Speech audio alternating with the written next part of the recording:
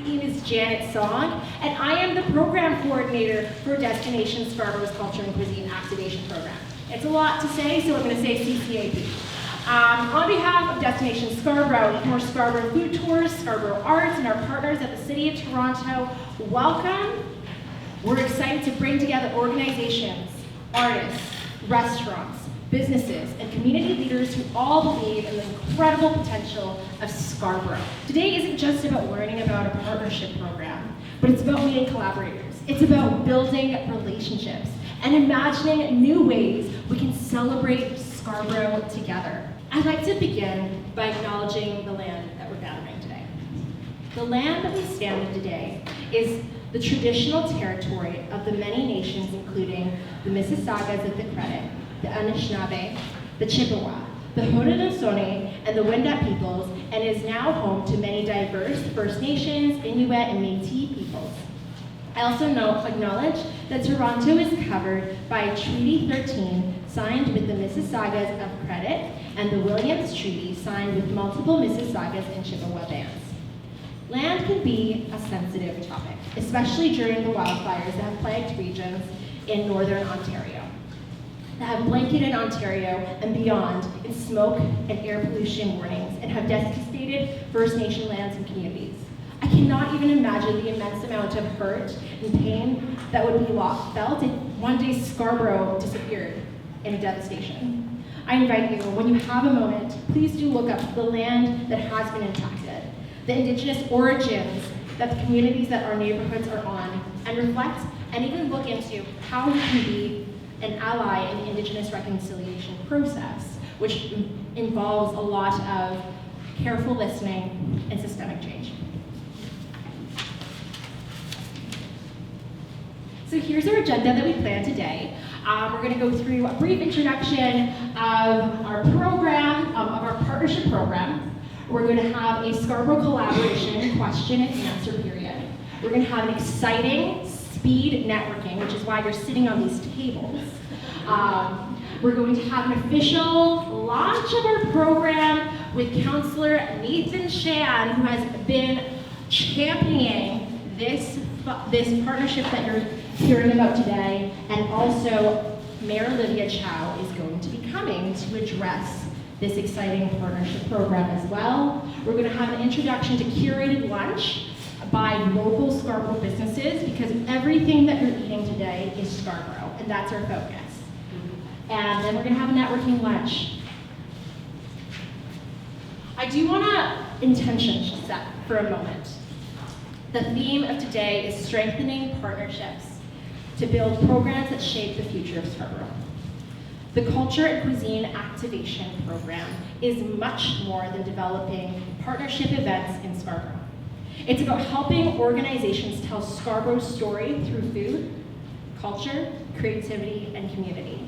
Whether you're an organization, an artist, restaurant, or a community leader, each of you play an important role in creating experiences that bring people into our neighborhoods while supporting local businesses and creatives.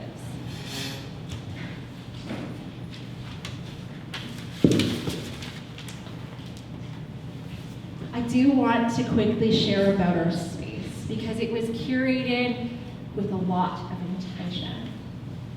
You'll find behind you our Scarborough food story, where you hear the story and history of Scarborough food.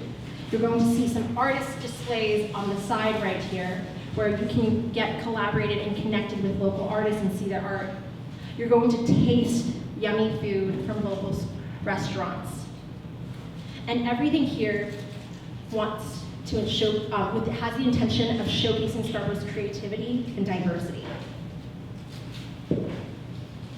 But before we get started with our program, I'm going to invite Howard Tam, founder of Eat More Scarborough Food Tours and co-founder of Destination Scarborough, to share the vision behind Destination Scarborough.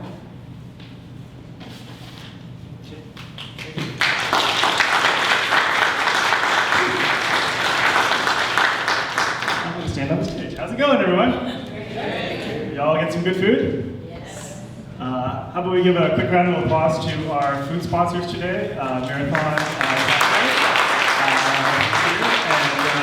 Very nice. There you are. 13 sons, right? Ethiopian, amazing, amazing stuff. There's more coming later as well, so please stick around for the lunch. It's going to be a spectacular food feast. So my name is Howard. I am the founder of Eat More Scarborough. We are Scarborough's food tour company. We're here to showcase Scarborough's amazing food scene.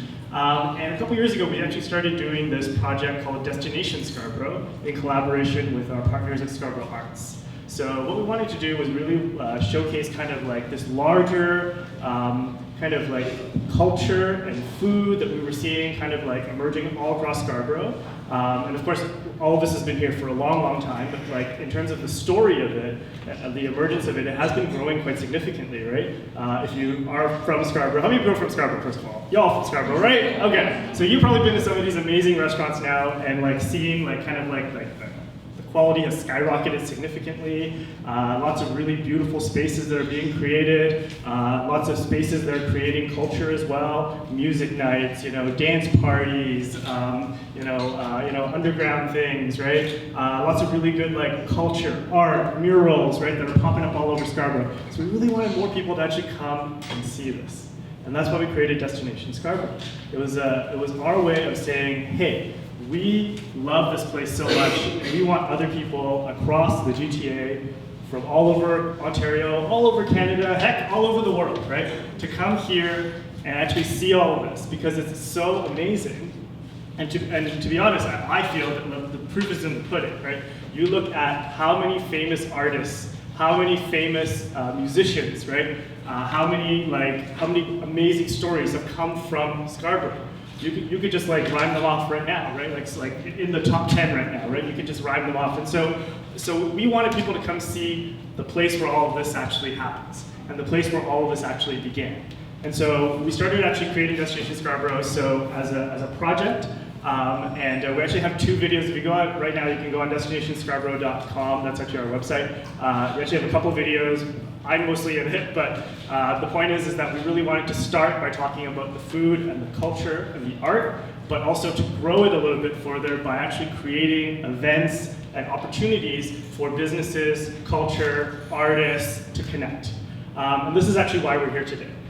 This is actually our very first convening of all of these different groups, which I honestly feel sometimes don't really talk as much as they should. But our theory is that if you guys get a chance to really connect with each other, you're going to start to build really amazing things together. We're going to really make Scarborough shine even more than what it is today. That's really what our hope and what our dream is here, is to really build up Scarborough and really create that place, that space that people want to come to. We did, thank you. Yeah, big whoop for everyone, yeah.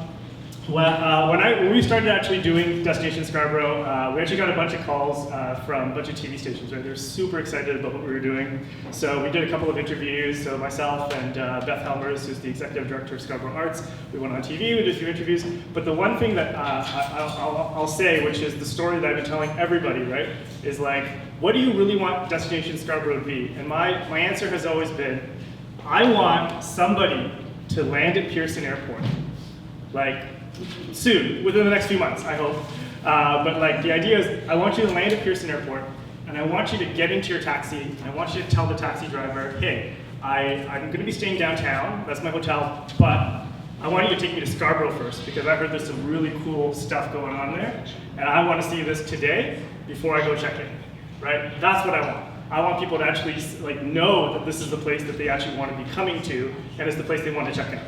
So that's what we're here for today. That's what I hope that we can actually start to build today. This is actually kind of like the beginning stages of that. Obviously, there will be a lot of hard work and a lot of energy that will have to be put into this, but I really hope that we can actually get those conversations to get the ball rolling, and let's go build a really amazing Scarborough together.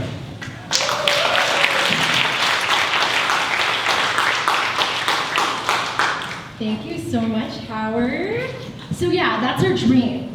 Someone comes to Toronto, they get on a cab straight to Scarborough. Let's all get supported, let's all get invested. So, let's talk about the reason why we're all here today. The opportunity. Through this pilot program, we're supporting 11 organizations, each eligible for $10,000 to create art and cultural experiences that showcase Scarborough restaurants. These projects should celebrate Scarborough, support local restaurant businesses, create opportunities for artists, and attract people into our neighborhoods. So what are our program outcomes? So our focus isn't simply about just partner with organizations on events. We're looking to build lasting partnerships that strengthen businesses, that celebrate Scarborough's unique identity, that support artists, and also celebrate Scarborough. Let's talk about who can join us. What's the eligibility? How does it work? I'll quickly blitz through this because you probably went to our intro session, but if you haven't, here's a quick snapshot. So, who can get this partnership? It's open to business improvement areas, Chamber of Commerce, and not-for-profit organizations and registered charities. And projects must happen in Scarborough. They must showcase Scarborough restaurants, include arts and culture, include artists, and be completed during our program timeline.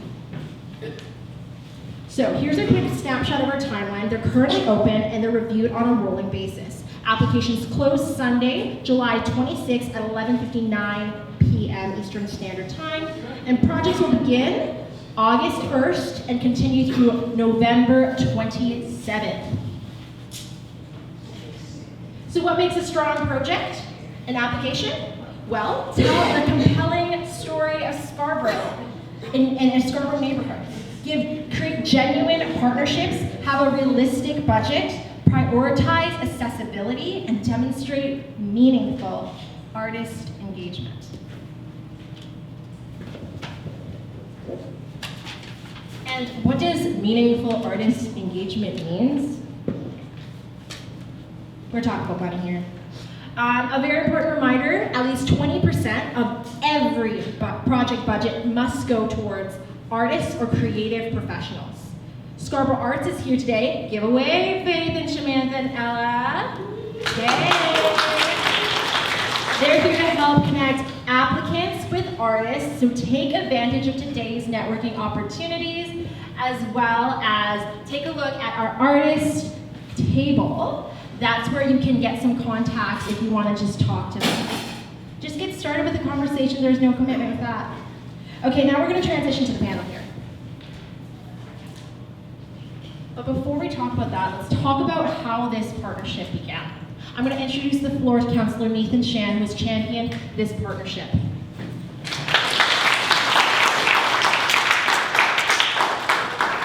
Thank you. Good morning, everyone. It's a pleasure to be here with you. Thank you for coming to Scarborough Rouge Park, beautiful neighborhood, Highland Creek.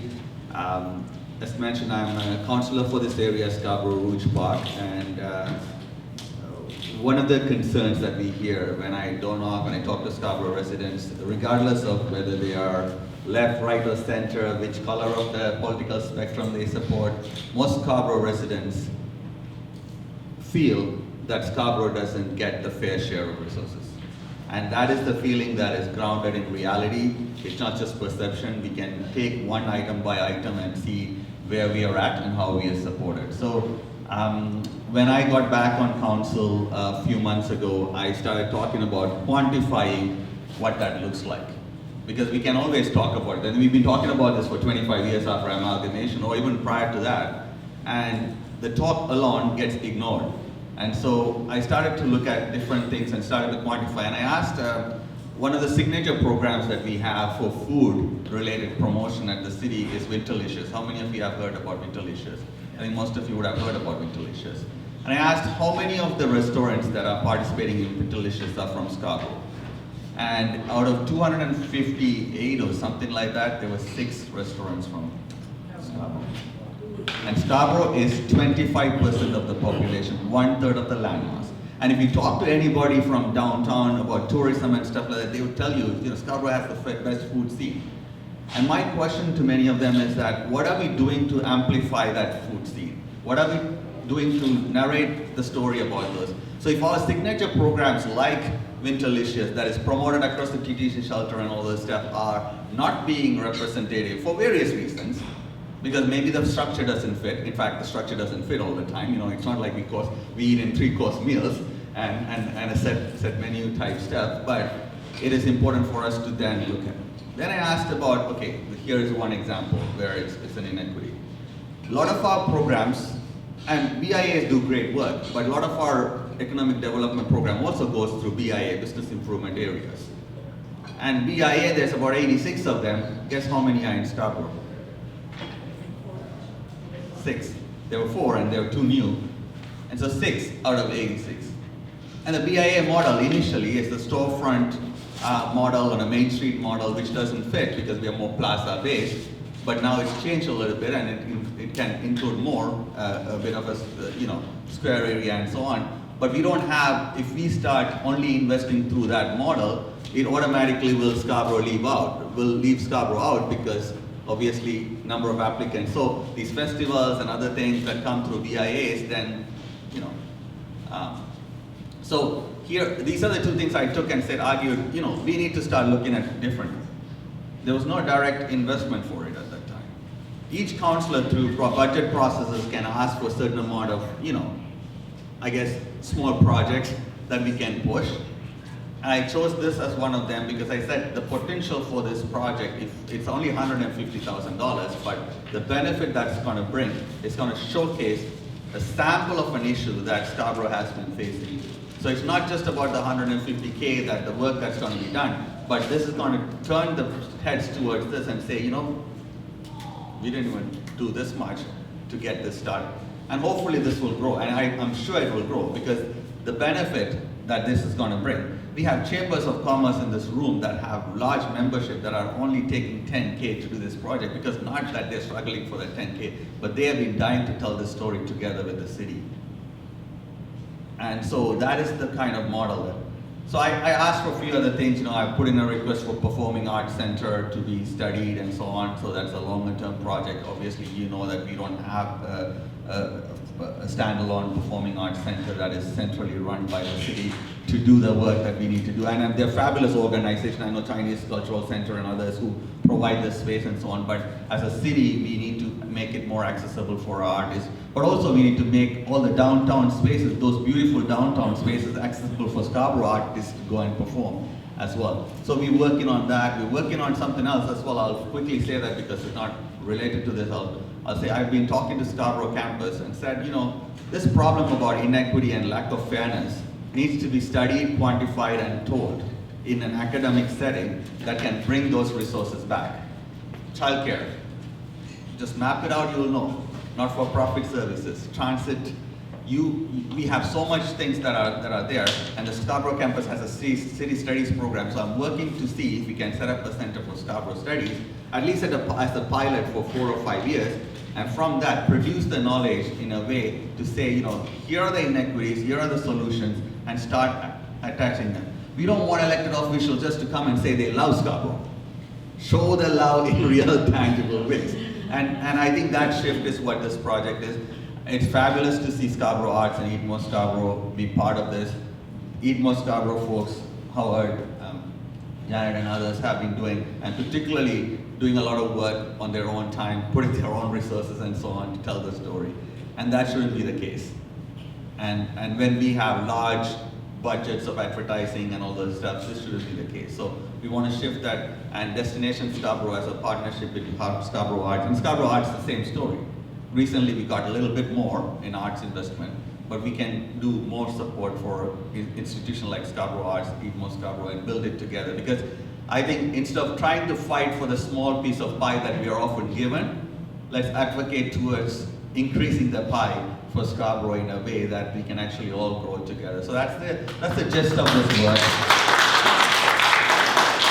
I think the dinner is coming in the afternoon, so we'll talk a little bit more about it. But my goal is to work together. The diversity in this room is reflective of the Scarborough's diversity, and let's build together. Let's build a story through this project in a way that nobody can ignore us, and that leads to further investment, further attention, further leadership to get things done to the point that we would be actually getting the economic benefits of what is deserved for Scarborough. Thank you very much.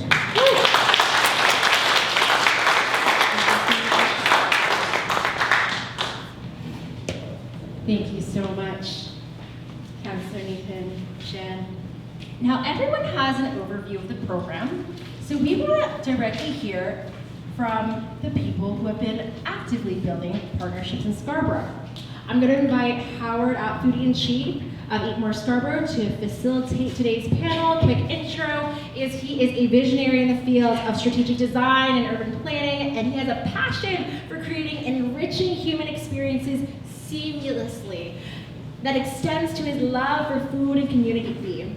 Recognizing a significant gap in the underdeveloped realm of culinary tourism in Scarborough and Canada, in 2018, Howard seized the opportunity to make a meaningful impact through starting up Eat More Scarborough Food Tours and / Eat More Food Tours, a platform offering food tours in and around Scarborough and the GTA for people to check out our culinary scene. We also do some tours in downtown and out and about GTA, so let us know if you want a food tour. But let's get started with some of our panelists. Come on up, panelists. And we'll introduce you to Howard.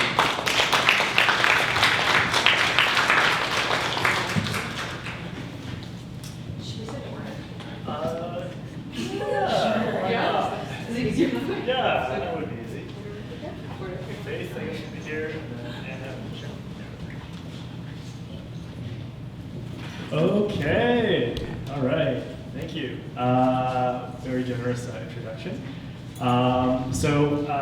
These are our panelists today. So on my left is Faith Rosensingham, who's from Scarborough Arts, is the program manager. We have Anna Peng, who is the co-owner of Great Fountain Fast Food. Has anyone been to Great Fountain, by the way?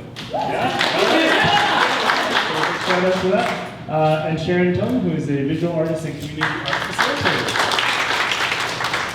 And I'll let you guys introduce yourself as well.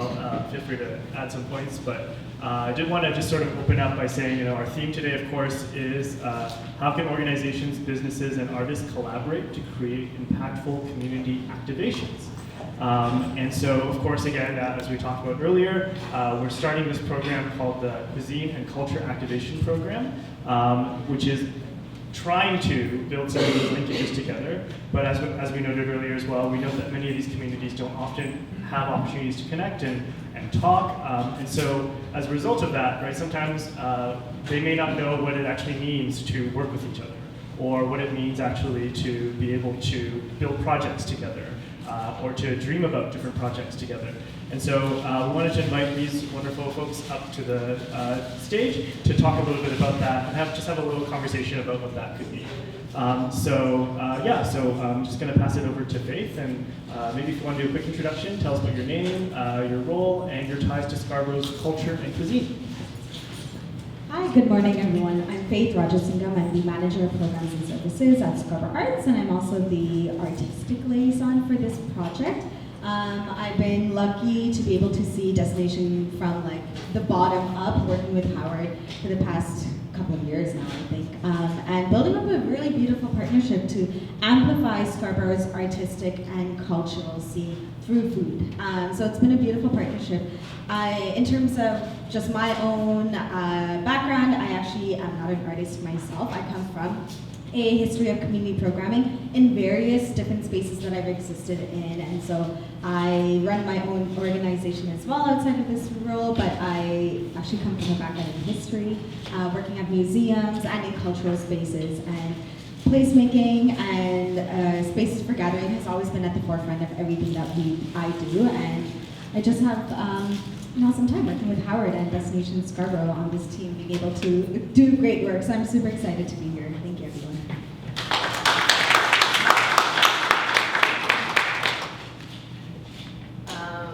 My name is Anna, and I run Great Fountain Fast Food, which is like a Hong Kong-style fast food takeout stall in Scarborough. And I operate with my parents every single day, except Mondays, which is why I'm here. And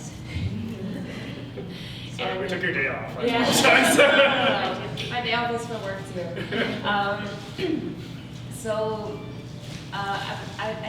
What was the? What's your connection to Scarborough's food and culture and cuisine? My connection to Scarborough's culture of food, everything.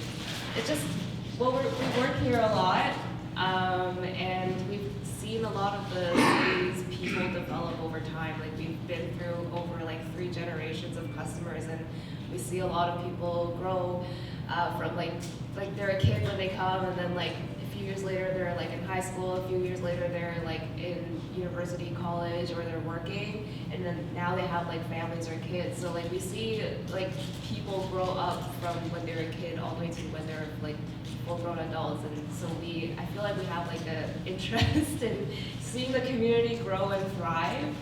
And for me personally, I studied arts as well, so my background is in industrial design, and because of my background, I get to grow my own business through a lens of not only culture, but also representing our culture in the right brand as well. So design branding is very, very important to me, which is why we put so much time and energy into growing a brand on social media. So that is a little bit about me, and I will pass it on to Sue. Thank you so much. Hi everyone, my name is Sharon Tung. I use she, her pronouns, and I am a visual artist based out of Scarborough. I grew up here, and I also am an arts-based psychotherapist, currently working out of Luminous Community Services. So let's start. What organization? Oh, so Ties to Scarborough Arts and Cuisine is honestly just being a kid that grew up down at Brimley and Eglinton, and I would need a place to get something for $5, and I would always have a little plaza that would either give me 10 samosas for the price of $2 or like a bunch of pandesal, which is this Filipino sweetbread, if you guys don't know, for like literally $2 or $3. And so my ties to the Scarborough food scene was originally one of survival, and you know, when you don't have a lot and you need to make your food stretch, this was the place to do it. And I know we speak a lot about food insecurity in the work that I do now as a therapist, and there is a lot of food insecurity still in our communities, but at the same time, there was also that sense that everyone in our community would make sure your plate was full. Like, we all know that if you go to a plaza, they're gonna fill up your plate in a way that you could not find downtown. So the reason why I'm here is because I truly, truly believe in the way that our culture helps everyone in this space thrive and survive, and I want to continue to see that grow. So I'm really grateful to be out here. Thank you so much for having me. Thank you so much. Those were really awesome introductions. I hope you all get to chat with Faith and Anna and Sharon before today is out. But I did want to just ask all of you a question, really, which is about partnerships. And so, in your opinion, what actually makes a strong partnership between, say, a community organization, so say many of the chambers of commerce and VIAs that might be here today, artists and businesses? Anyone want to take that? Thought on that? Yeah. Well, I guess to start off, maybe like, how many people here have a food business? Who runs the food business here? So we see a couple of hands. Yeah. Okay.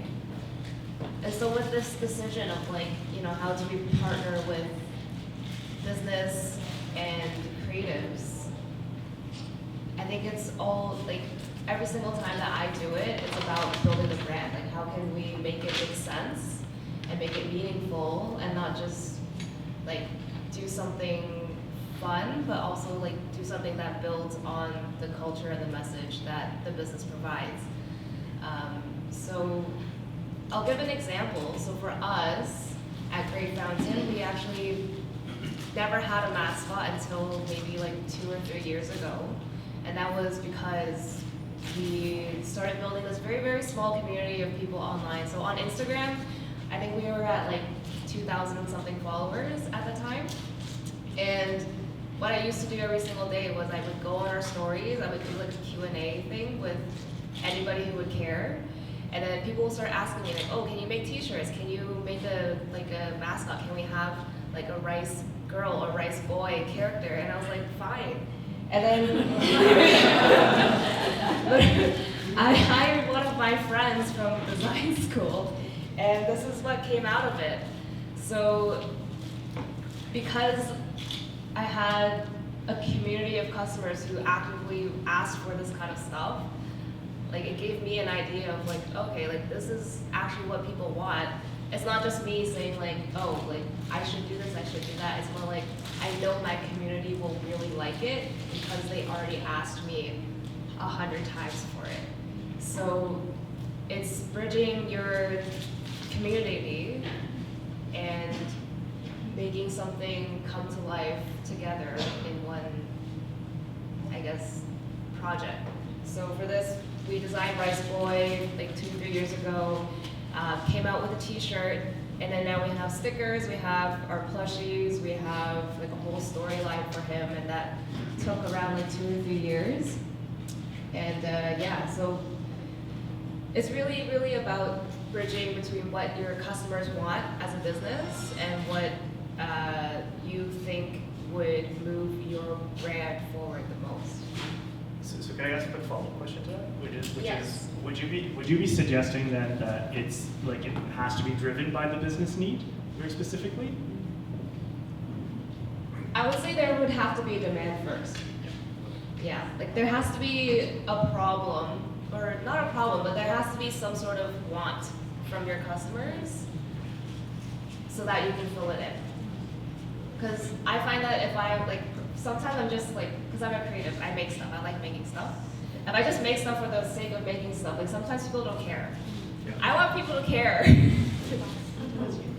Yeah, so it's really about finding out like what do people care about, and then how can I do something about it through a creative lens. Yeah, please go. So talking from the perspective of Scarborough Arts as well, and Sharon and Anna actually touched a lot on this without saying it too, but I think like relationships are at the heart of this, having a successful project. The relationship between the artist and the business is very key to this. So understanding that there needs to be a right match. Scarborough Arts will support in helping you find that match if that is needed for the project. But if you have an artist that you have worked with and you have a really strong relationship with, we highly recommend that you use that artist as your lead artist for the project. Understanding that, like Anna said, you know best what your community and your customers want, and the artists are there to support you bring that vision to light and to creatively express what your customers would want to see from your business. And so the relationships are actually really at the heart of all that. And I think I have a couple more thoughts, but they might come through in their other questions too. Thanks, Faith. That is a really great point. And not trying to schmooze, but Scarborough Arts is one of the partners that I really do love working with. So I'll speak very candidly about, from an artist perspective, from my experience, I don't speak for every artist, but I speak from my personal experience, where when I'm being approached by an organization, what makes the difference between something that I'm gonna say yes to versus something that I'm not is I can tell often when arts is valued, but there is almost a disconnect with the value that you're offering to the artist, right? And it is almost like a second and afterthought versus intentional. And so the way to build that is to understand the vision that you have for the project first and make sure that's clear so that when you're coming to an artist, as an artist, I would love to know what the vision is for the project. Timelines are also very important, and upfront, what is the budget for the project? So the artist has a very fair assessment whether or not it makes sense for them to join in, or if maybe you have to scale it up or scale it down. So again, like they said, you would know that through the relationships, but don't be afraid to kind of be very honest sometimes if your budget is constrained or if what you have is limited. Be very clear when you're approaching artists about that so they can actually make that decision, and it's not something that afterwards you're kind of figuring out where to fit them in. Instead, you have a very designated place where you want to have them shine, you want to have them collaborate with you, and it's a true partnership instead of an afterthought. Yeah. Sorry, a couple more thoughts as well too. Collaboration and co-creation is what I think Sharon is also talking about as well. Like when you're approaching an artist, I would also recommend being a little open to what they would envision to be part of this creative process. So the artists have a lot of experience and a lot of knowledge that they will be bringing to this project as well. So be open to co-creating a piece with them. Bring a bit of a blueprint for what you want the outcome to be, and be willing to work with the artist to co-create that piece. Yeah, and to add to Sharon's point about meaningful compensation as a starting point too, that's part of the reason actually why we put the 20% requirement in the project budget, so that there is a requirement that 20% of the budget has to be paid to an artist directly. And so that's just the starting point. We encourage you to go higher if you can, but that's the starting point and the minimum that we were requesting. I wanted to maybe just ask also, could you share maybe a really cool artist, business collaboration that you've seen happen that was really successful, and what made it successful? Yeah, that you've seen. Yeah. Yep. I think this would be a good time to go back in the slides because I stuck them in there last night. Jen, is there a slide? Yeah, it's the ones after introduction. There you go. So this, hi, Lori, woo, back there. This is my most recent collaboration that I was able to do with the City of Toronto this past June. They just launched Cultural Hotspot. I'm gonna shout that out because it's a really cool thing that's happening with the KGO guys. It's amazing. And essentially what it is, for those that aren't familiar, is cultural. Please correct me if I'm wrong later. But what I'm getting from Cultural Hotspot is that it's this initiative that's going to be happening in the KGO for the next couple of years. And there's funding that has been offered to artists and collectives to create programming in Scarborough, supporting Scarborough artists, and with an outcome, and most things will have a project or a final thing where there will be a showcase, there will be something to show and bring back to the community. And I was really, really lucky to sit on a panel to help support the team into deciding which groups got to receive this amazing, amazing funding. And then I was also given the opportunity to design this tote bag. And it was really, really fun to bring it back because the KGO was actually the first neighborhood that I came to work after I graduated in my undergrad. It was between this or Scotiabank, and I really wanted to work in the KGO. So I really appreciated this opportunity to bring an illustrated work back to Scarborough. And it was super cool to see the tote bag be passed around STC and people just taking a tote bag, wearing it, walking around the mall that I grew up in.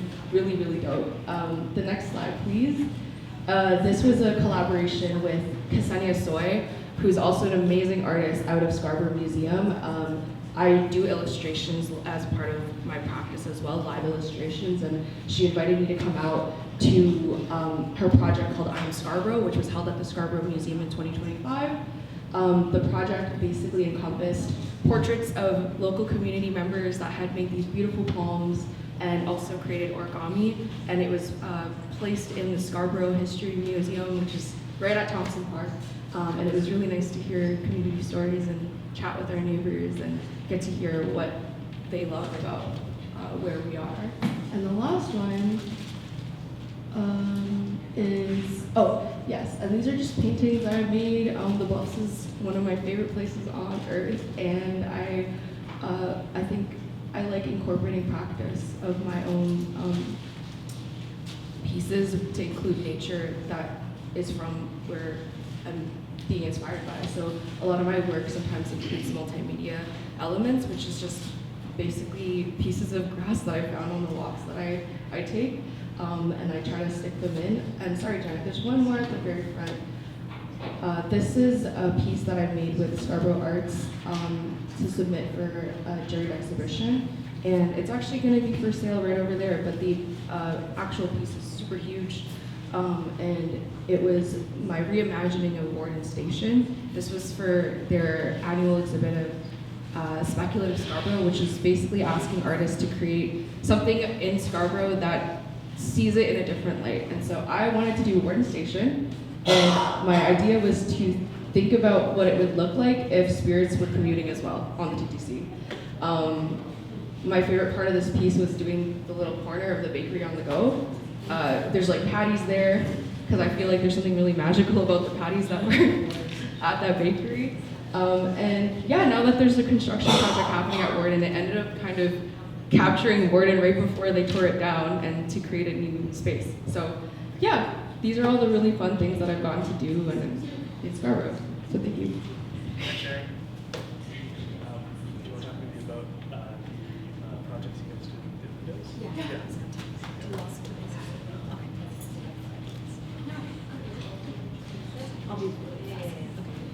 So Scarborough Arts has everything that we do is in the spirit of creating opportunities for employment for artists in Scarborough, opening up spaces for gathering and placemaking, as well as just providing opportunities for high quality standards, high quality expressions of creativity in the region itself. And so everything that we do kind of falls under those pillars.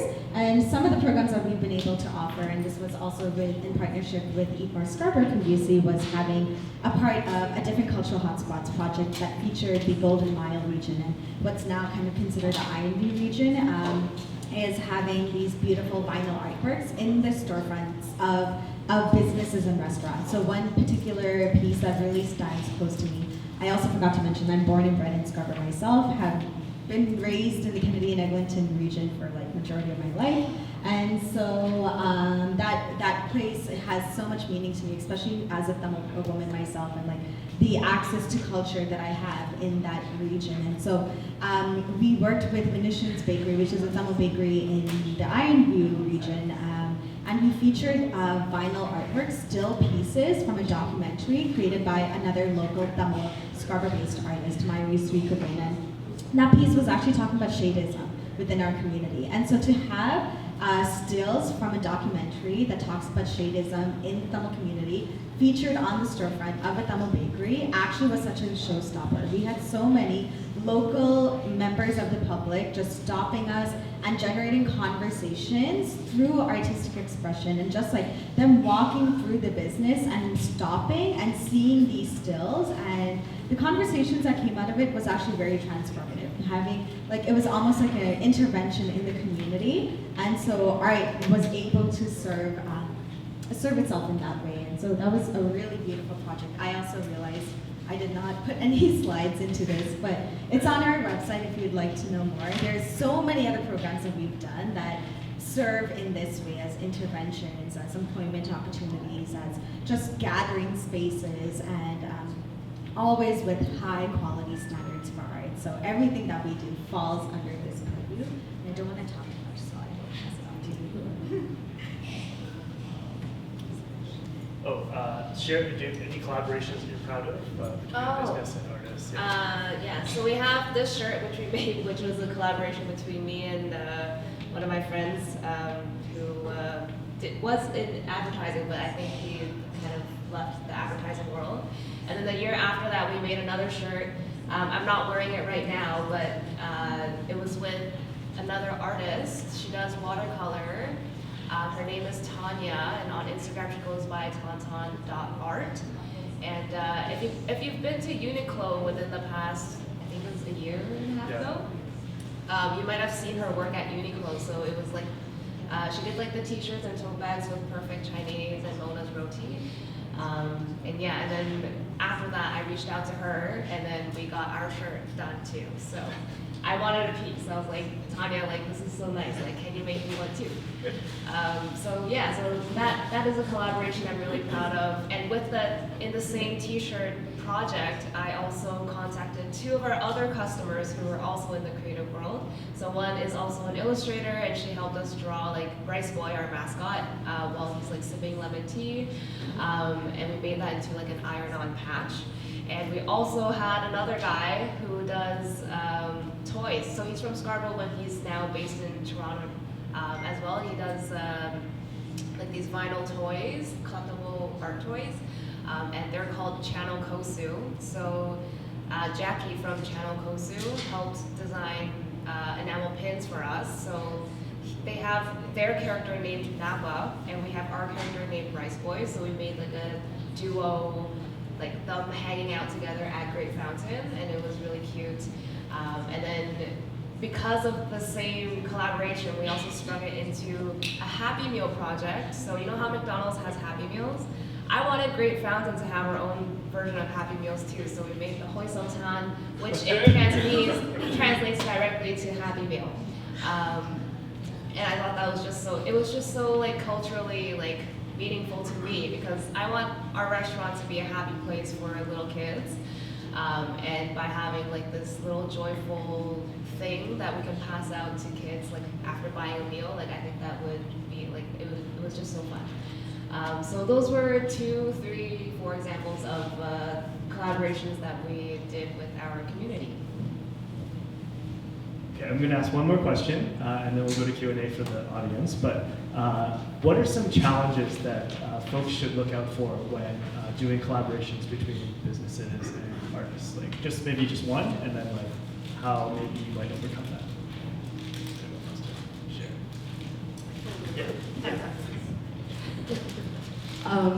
I think what I've learned is have a budget and be very clear about that budget, and then send it all out in an email. Be intentional about your timeline, and be very intentional about how you can be flexible if the timeline doesn't quite work out. So put that into your plan, and I promise you artists are very approachable. They want to work with you too. But making sure there's kind of a game plan really helps remove any room for error. So as intentional and as clear as you can in a budget, timeline, and proposal. And yeah, don't be shy, reach out to us. I think in addition to that, have a mood board. Like, I don't know if you guys want to refer to it as mood board. It could be a mood board, it could be a vision board, it could be just your milestones. Just have down, like, in concrete, what exactly are you looking for visually? And then, yes, the budget that you're looking for to spend, and like the acceptable budget that the artist is looking to work around. And then also, what kind of feeling do you want your audience to have after seeing the piece come to life? Like, do you want to make them feel like joy? Do you want to make them feel sad? Probably not. Do you want to make them feel like passionate about something, or is this something that's supposed to be like historically like meaningful? Like, these are all different feelings that art can emulate. So having all of this information down on like one document that you can share between you and your creative professional can really help. Like I guess this document can be your North Star, so like you don't like go anywhere else. On a similar note, scope and scale. $10,000 is actually not a lot of money, so be very mindful of what the project is and be very honest and transparent about what is achievable. Again, Howard's team and my team will be there to provide support if we need to ask you folks to scale down or even scale up your project, but just being very honest about the scope and scale. Okay, thank you so much to our wonderful panelists. Sharing those wonderful thoughts and tips and stories.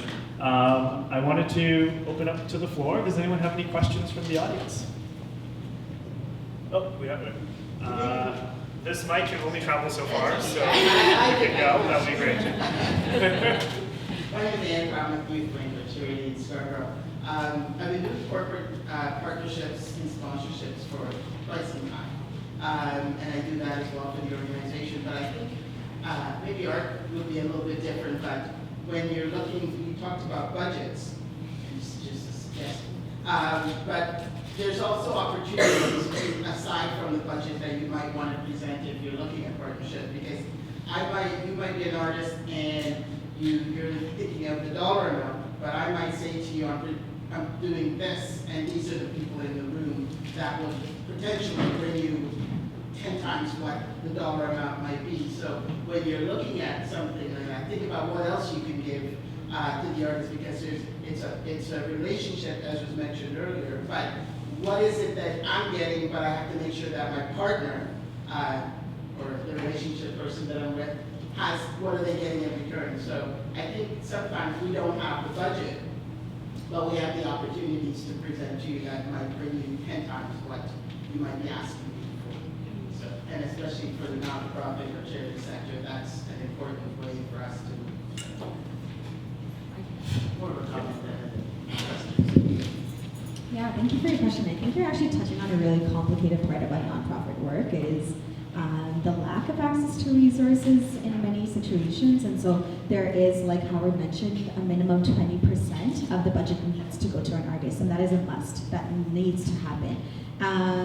There are different standards for how artists get paid, and so there is CARFAC fee rates that kind of establishes a minimum amount, and that it goes according to like exhibition fees and royalties and all these different things that may or may not be applicable to your project. But there is a minimum amount of 20%. If you can offer the artist more than that, fantastic.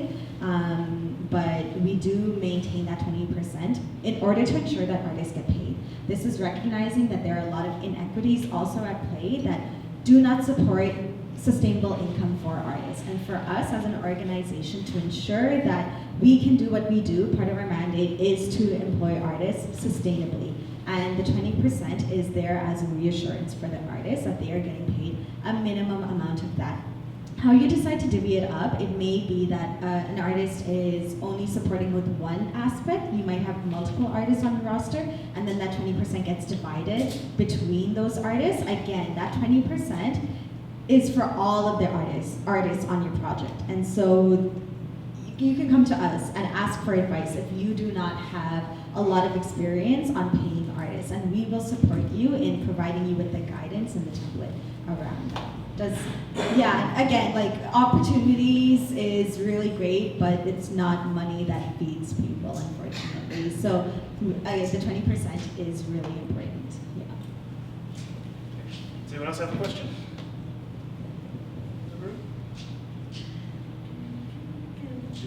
George, come on up. You want a mic? Come on up. Hi everyone, good, are we afternoon or morning? Still morning. Okay, it feels like We haven't crossed the line yet. It is Monday, folks, I'm still trying to wake up. Hi everyone. My name is George. I have the pleasure of knowing most of the panelists, and I will talk afterwards. My question is, what are some additional resources you'd recommend folks to look into prior to diving into projects like this? Because I know in some cases, most of the folks or some of the folks may have some knowledge with how to engage, but also throughout the program, or throughout the process, what would you recommend they look into in terms of resources, support, aside from reaching out to you folks? That's back. Okay. Take that one. I was going to say CARFAC is a huge one, but you were talking about that, right? Yeah, do you want to just talk a little bit more elaborate? Okay, as an artist, speaking on what Faith was talking about, CARFAC is basically put in place specifically for how do you properly pay visual artists. So as an artist, I've had people reach out to me and ask me to do something for a grocery gift card before. And that difference between that versus like, this is the rate that you're gonna be paid over a period of 4 months was the difference between me saying yes to one project and no to another one. And I would highly recommend looking and research into CARFAC, which is CARFAC rates, and that is a fair way to compensate the people that are going to be bringing so much life to your project. I want to speak on behalf of artists when I say that we understand the value that we bring, and everyone else does too, but sometimes the difference between how our work is being valued from a monetary perspective versus an actual, like, what is it bringing, who is it bringing? We, as a visual artist, like, it's very clear what you're bringing. So I would really, really, really encourage you to look into that and why it's there. It is to protect artists from unfair practices and that our labor is being compensated fairly. And then I also think, you know, going back to Scarborough Arts, they have connections with a lot of artists here. Another organization that isn't Scarborough based, sorry guys, that would know a lot of artists is also Vibe Arts. So I would reach out to Vibe Arts as well because they have an existing artist roster that also looks into people from specifically Scarborough, so they would know what you're looking for, even if it's visual, musical, theatrical, anything. They have a lot of resources, and I think we have some people from Rise here today. Yeah? Rise is an incredible organization. Shout out to Rise. Also has huge connections to artists, really huge, amazing presence, and they always deliver. If you have not worked with Rise in the past, this is an opportunity to work with Rise. They are awesome, and they really animate the spaces that wherever they go, and they really bring it. So I would suggest speaking to someone from Rise here today, Scarborough Arts, and yeah, anyone that's ever worked with artists, there'll probably be a bunch of them. I see some familiar faces here, so yeah.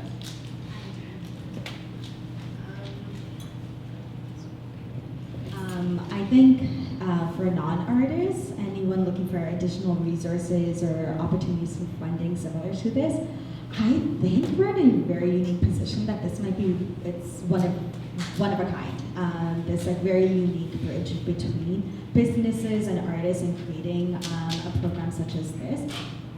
Nathan, I don't know if you have any more insight, if there's any more opportunities, but I think this is like a very unique. This is a very unique position. So yeah, there may be other projects that we can consider.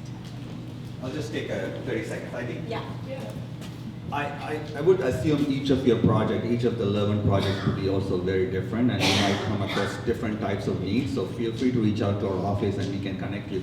Sometimes it might be a space related type. Sometimes the artist looking for a technical resource to have one of our media partners from one of the ethno-specific community media that exists providing the studio for it or something like that. So we can always stretch it further. I know because the fund is limited, but I do think that once you have an idea, feel free to reach out to our office, Scarborough Arts and Scarborough, Destination Scarborough, and we can find ways to amplify this, because I know we are asking to tell a large story or a huge story with less resources, and we want to make sure it's managed, as you said, expectation-wise, but also think that we can stretch it by providing additional resources through our office and other places.